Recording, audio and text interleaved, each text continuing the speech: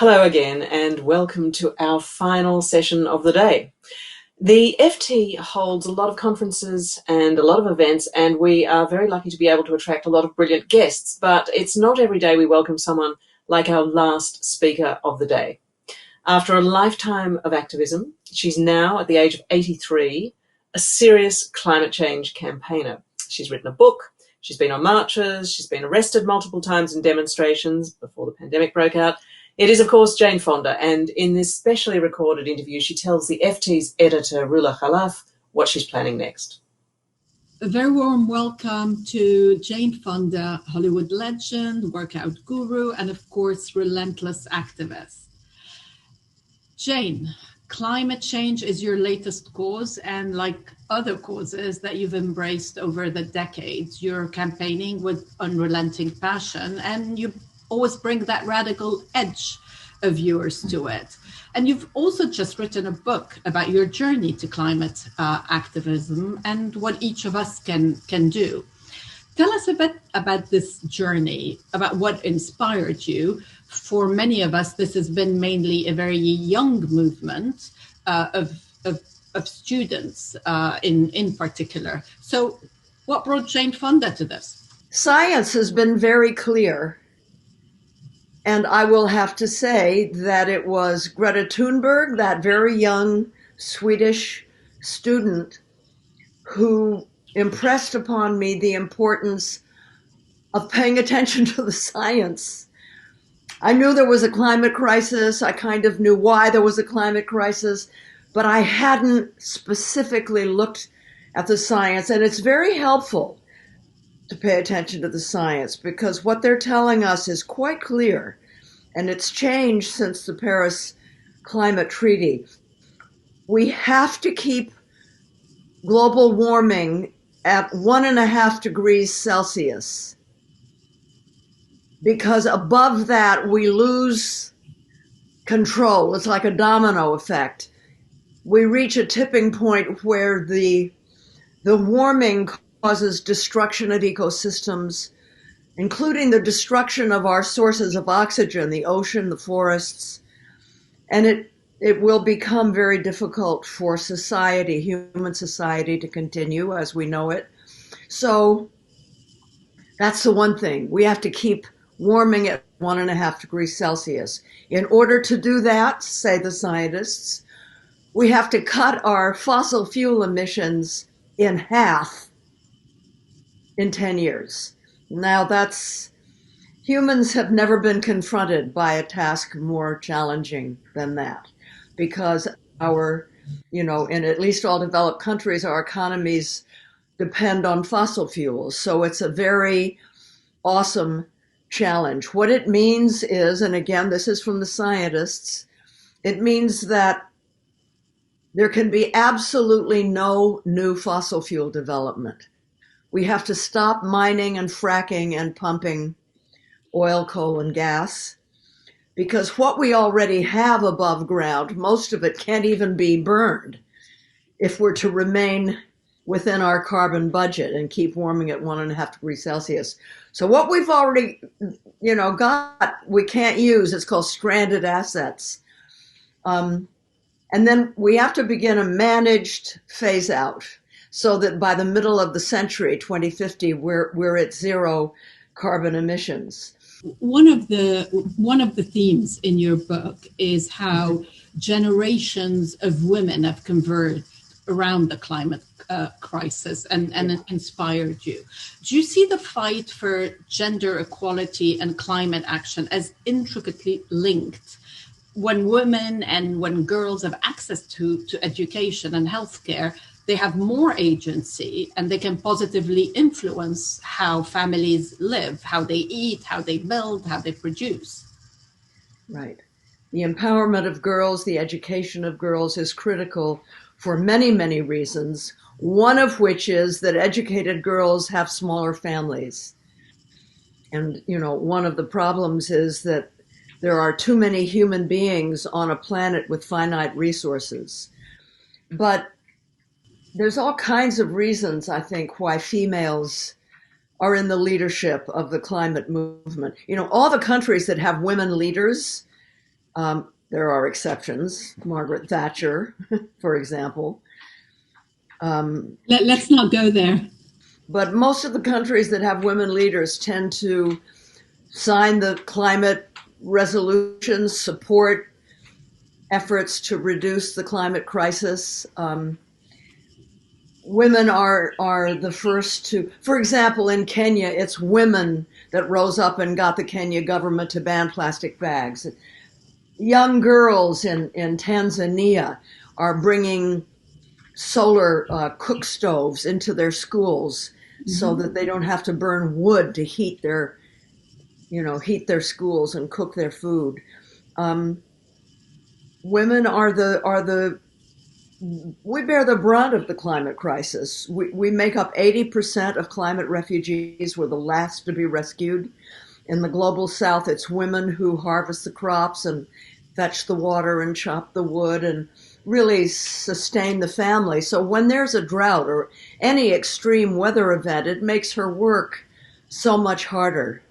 I mean, to the point where in many countries, including in Central America, which is why we have the refugees, because of the prolonged drought, women can't grow food anymore. Then they tend to be beaten by their husbands when they can't provide food. So there's a lot of violence against women now, which of course is increased because of the pandemic as well. But I was just in northern Minnesota, where women are leading the fight to stop a Canadian oil well, bringing tar sands oil, the worst oil, through their state, through Minnesota, under 200 bodies of water, including the headwaters of the Mississippi. And they are terrified because man camps come in. You know, there are thousands of workers that have come mostly from out of state to Minnesota to lay this pipeline, and violence against women, kidnapping, sex trafficking, disappearance. These are things that are on the uptake in places where there are fossil fuel infrastructures, and it's really bad. Tell us how the idea for Fire Drill Friday started, and what have you been doing during the pandemic? I was in 2019 around Labor Day. I had been very depressed all during 2019 because I just, I did all the things that a person can do individually, and I knew that wasn't enough. Even if we all did what's right, it couldn't scale up fast enough to save us. But what had you been doing in electric car? I got rid of single-use plastics. I'm eating almost no meat. Things like that. Did you stop traveling? No, but I don't travel very much. I was working in Los Angeles, but I just flew to Minnesota, and of course I was attacked by, you took an airplane, you hypocrite. Well, come on. The source of the problem is stopping fossil fuel. We have to stop fossil fuel. Individuals taking airplanes is not going to solve the problem. And we have to fly in order to call attention to where the problems really exist. Anyway, so let's go back to Fire Drill Friday. So I was very depressed. I didn't know what to do, being a celebrity, how to use my platform, and I read a book by Naomi Klein called "On Fire: A Burning Case for the Green New Deal," and she talked about the science that I just talked about. She talked about the students, especially Greta Thunberg, and a lot of things in her book really hit me hard. And I put the book down. I went to the phone. I called the head of Greenpeace USA, Annie Leonard, and I said, I'm moving to DC. Help me figure out what the best action is. And that's the beginning of Fire Drill Fridays. And we had a rally every week. Every Thursday night before the Friday rally, we had a teach-in. I wanted to help people understand the extent to which the climate crisis affects everything. There was one Friday on oceans, one on forests, one on jobs, one on women, one on war. And then after the rally, we would engage in civil disobedience and risk getting arrested. And you got arrested, and you got some of your friends arrested. Yeah, I did until I couldn't anymore because I had to eventually go. I couldn't afford getting put in jail for 6 months because I had to start Grace and Frankie in January. But little by little, the purpose was not to affect we didn't, I mean, it was the Trump administration, right? So our goal wasn't to try to influence elected officials. Our goal was there are 25 million Americans who know there's a climate crisis, know it's critical, and don't do anything because they haven't been asked. We wanted to ask them. We were reaching, but being a movie star and having a successful, and I can tell you, activism gets a lot easier when you've got a successful, series at your back. And so the people who came, and they came from all over the country, they were people who had never done that before. And that was exactly what I wanted. We have to expand the climate movement to people who are new to this. And that's what we're doing. And then COVID hit. So did you move it all online? We took it all online, and we've continued to do it. Right after this, I'm doing my Fire Drill Fridays. We do it. We've done it every single Friday. We had 9 million plus viewers across all platforms in 2020. We average 90 to 100,000 viewers every Friday. I mean, it's amazing. They also sign up to call we give them actions to do, and they do it. I want to ask you about one particular action, but I've always been curious about celebrities and arrests. Do you ever worry that civil disobedience, that those who follow you, maybe younger activists who follow you, may not know the exact limits, or if they get arrested, they may not be able to get themselves out of the situation the way you or other celebrities might? Does that worry you? And do you keep an eye on what's going on around you at all times? Do you have to stay sort of completely on alert? We have very good lawyers working with us. We did trainings before, alerting people exactly what to expect, what to do, what not to do. I was extremely aware of the fact that being a white, famous woman made things very, very difficult than they would have been for a Black person. And not a lot of people of color joined us in those arrests. And I totally understand why. Their relationship to the police. Mm-hmm. I mean, you heard people saying, about January 6th, well, if they'd been Black, it would have been very different. Let me ask you about the police. Let me ask you about the Biden administration. I know that you're a lot more Bernie than Biden, but you've also talked before about having at least someone who believes in the science in the White House. Are you disappointed or encouraged by his early actions on climate? Oh, very, very encouraged. I'm elated, frankly. Because some activists worry that he didn't issue a ban on fracking and he just paused in the new oil and gas leases, that this pause applies only to federal law and federal land and waters. But you're satisfied? No, I'm not satisfied, but I'm elated with what he's done so far. And I fully recognize that we're the ones. What we know is he can be pressured. He listens. He's a good, decent man. Now we have to rise up.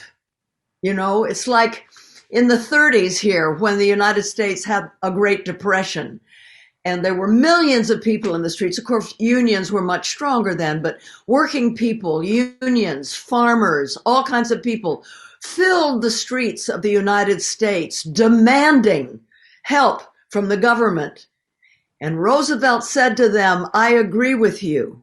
Now go out and make me do it. See, our role is to go out and make him do it. That's why I went to Minnesota. I wanted to alert people to what's happening so that we could go out and make him do it. He has to stop them. Trump, as he left office as a lame duck president illegally, he greenlit a number of fossil fuel pipelines, of oil pipelines. And we believe that we can get Joe Biden to stop them and to cut subsidies. We're going to focus on that at my Fire Drill Fridays today. Cut oil exports. You know, the Obama administration banned oil exports. We have to reinstate that and add gas. But it's going to take an unprecedented number of citizens to rise up and force him to do it. And that's my goal, is to increase the numbers, make the tent bigger and bigger and bigger and bigger. On financing and investment, you filmed this video, which I recently watched, and it's addressed to Jamie Dimon. And what you're demanding is that JP Morgan Chase stop financing of fossil fuel companies. Did you hear back from Jamie Dimon? Do you know him? Don't know him, never heard back from him. This is part of a divestment campaign called Stop the Money Pipeline, asking people to cut up their JP Morgan Chase plastic credit cards and send them to Jamie Dimon, saying why you're doing that. Because JP Morgan Chase is a bank that invests heavily in fossil fuel companies, along with the money management fund BlackRock and a number of others. And it's been a very, very successful campaign initiated by young people. Young people play such an important role in the climate movement. Trillions of dollars have been taken from the fossil fuel industry through the divestment campaign. It's very important. Yes, there are different points of view on divestment. And many, in fact, say that that it would be sort of shooting yourself in the foot to actually stop all financing, because we still need fossil fuels and we will need them for a long time. So that the argument is that you need to follow a more gradual approach. You clearly don't agree with that. The science doesn't agree with it. If the fossil fuel industry hadn't lied to us about what they knew 40 years ago, because their science told them what you're burning is heating up the atmosphere that can cause, and they listed everything that's actually happening right now, but the industry lied.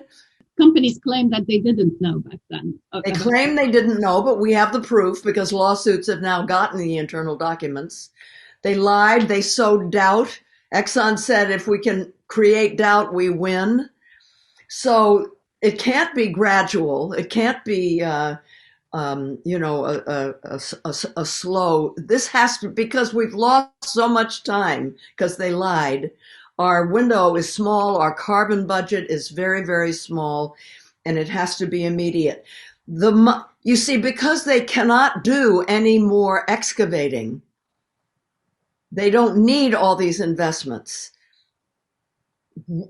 As I said in the beginning, they can't even use what they've already got above ground and stay within our carbon budget. And the money should be going in developing the alternatives, which are already a lot more affordable. What do you mean they can't do any more excavating? We can't do any more, nothing new, no new fossil fuel development at all, period. It has to stay in the ground. Let me ask you about individual action, because there is also those who argue that if you put the emphasis on individual action, then you sort of leave the fossil fuel, you get them off the hook, the fossil fuel companies. How much do you think individual action matters? And what do you want to see people do? I want to see people join organizations. We need large numbers of people in England, just as much as in the United States, who are prepared to take action, but they have to be organized, which means they have to be not individual, but strength in numbers. They have to be part of organizations. Young people, there's Sunrise, and then there's the Extinction Rebellion, and there's Greenpeace, and there's 350.org, and Fridays for Future. There's many organizations that you can join that will, green organizations that don't just do legal work and things like that, don't just do conservation, but that can organize people to be strategic in how they take action. Individually, why people should do things individually is because if you're trying to stop the climate crisis, but you're driving a gas guzzler, you're going to feel not right, because it's hypocritical. But the fact that you would switch, if you could afford it, to a hybrid car or an electric car, it's good for you. Frankly, it's not going to make a huge amount of difference in terms of the overall climate crisis, because it can't happen in large enough numbers fast enough to make a difference. We're running out of time. That's the problem. Very little time because they lied to us, and very small carbon budget. It's very difficult what we have to do. You started off by saying that you were just depressed, and this is what sort of drove you. Do you feel more optimistic today? The minute I arrived in DC and started to take action, my depression lifted. I have learned over my 50 years of activism that it's the best antidote to depression. Once you know that you are doing all you can, that you're really fully acting on your beliefs, then you know your life has meaning and you're not depressed anymore. That's why, there's so much depression among young people. They're mourning what's been lost and what they know will continue to be lost, even if we start doing everything right. Kids are very, very depressed about this. But when they become activists, they get over their depression. And so that's why I'm encouraging parents to encourage their children to take action with, like, the Sunrise Organization. And what are your plans? Are you going to go back to Washington and go back to the streets, or what is the sort of next phase for you? Well, we're still taking COVID precautions. And then I start my last season of Grace and Frankie in June. And then after that, I do 2 movies, one after the other. And when that is over in about a year, it will be certainly, please, safe to go back into the streets. And we will be in Washington and also all around the country helping people start Fire Drill Fridays locally, which they're asking for. In the meantime, you'll continue every Friday online. I'm going to continue even when you're filming. Yes, I will. And, I may develop someone who can stand in for me if I'm called to the set. But I'm hoping the production will let me, even just from my dressing room, continue with the virtual Fire Drill Fridays.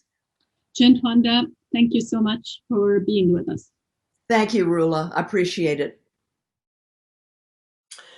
Well, so interesting to see what led Jane Fonda back onto the streets and into the forefront of the US climate movement well after her 80th birthday. As you heard there, she was feeling depressed about climate change. She decided to move to Washington, D.C. She called up Greenpeace and said, help me figure out what the best thing to do is. And since then, she's been working to recruit thousands of people who care about the climate but have never really been actively involved. And interestingly, the pandemic does not seem to have stopped her at all. In fact, if anything, it may have helped. And I guess that actually chimes with a lot of what we've heard today. And it does feel like a fitting way to end a conference that started off in Beijing and then heard speakers from Bonn to Bhutan, from the east and west coasts of the US, from India, South Africa, Singapore, and beyond.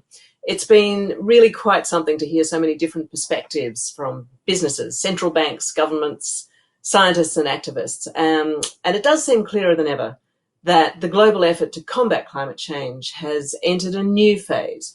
Never has so much been promised by so many, yet never has the need to speed up the pace and scale of action been more pressing. So today's conference was the first in a series of Race to Net Zero events that we're holding. The next 3 take place in June, October, and November of this year. Please do join us on the 22nd of June for our summit on building resilient low-carbon food systems. Until then, on behalf of the FT, I'd like to say a big thank you to all our speakers. Thanks to our sponsors and partners. If you do have time, please visit the Sponsors and Partners tab on our website, where you'll find more information about each of their respective projects and their involvement throughout this event. And don't forget, if you missed any of today's sessions or you'd like to see any of them again, they're available on demand for professional pass holders for the next 90 days. You can continue to network on our community hub, which will remain open for 1 month. And do visit the FT's Global Gallery Climate Edition, where you can explore the best of the FT's journalism on the business and geopolitics of climate. Finally, thank you to all of our attendees for sticking with us throughout the day, and thanks too for your terrific insights and contributions. I know that a lot of you already know this, but for those who don't, you can find all the FT's climate coverage in one dedicated spot at the Climate Capital Hub at ft.com. Thank you again, and goodbye.